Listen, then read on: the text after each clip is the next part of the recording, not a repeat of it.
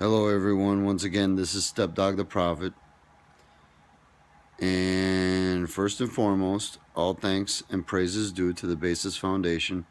God is most great, none has the right to be worshipped but you. The name of this video is, How Dumb Are Christians? Yeah, I'm serious, how dumb are Christians? Basically I'm going to get right to the point.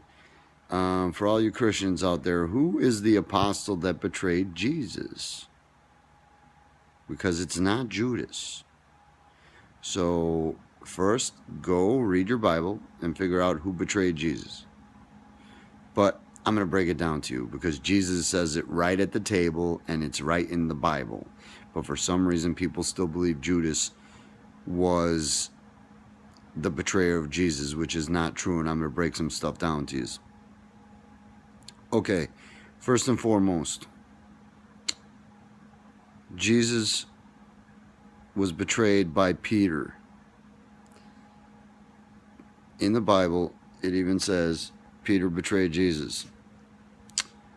Jesus spoke to everybody at the table, said, one of you is going to betray me tomorrow. And they were all like, what? Why would we do that? And whatnot. Well, turns out Peter stood up and he's like, oh, Jesus, I'd never betray you. I'll fight with you to the death, all this blah, blah, blah nonsense. Well, Jesus looks at him and says, you're going to deny knowing me 3 times before the crow cocks or the cock crows or whatever. And he was right. Peter betrayed him 3 times before the cock crows. Now, let's go to Judas now. Judas did not betray Jesus. If anybody understands Jesus, they realize Jesus was Mr. Perfect. Jesus always did the right thing. Jesus never made any mistakes. Even what he did in the temple was not a mistake, but he felt, according to the laws of the society, what he did wasn't right. So what does a Mr. Perfect like Jesus do if he knows that's the situation? He turns himself in. So as Jesus is letting everybody at the table know who is going to betray him, he calls over Judas. And Judas is the one who he tells to go tell the Pharisee where I am so I could turn myself in.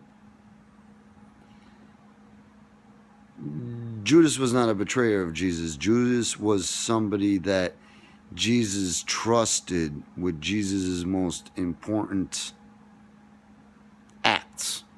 Like if he knew he needed somebody that he could really rely on to do this, keep his mouth shut and do it exactly what Jesus tells him to do, it's Judas.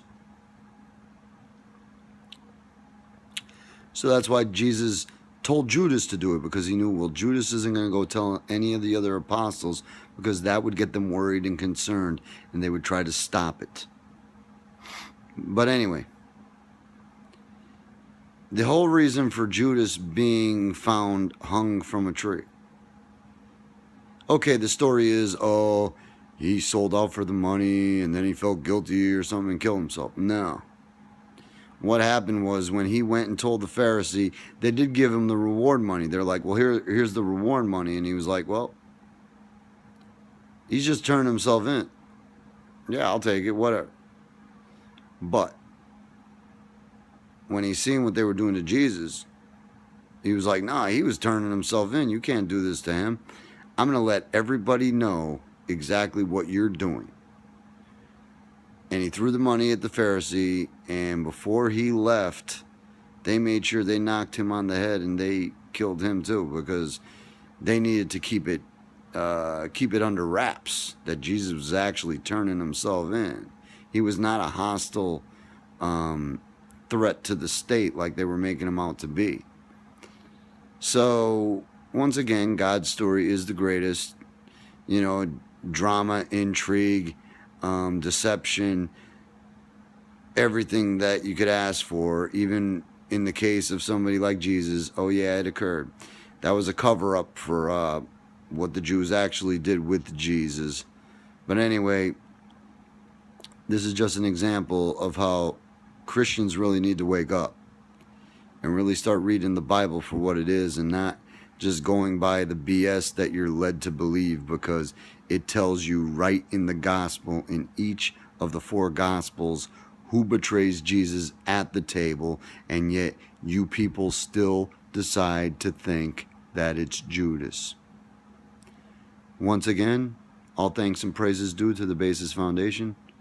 God is most great. None has the right to be worshipped but you.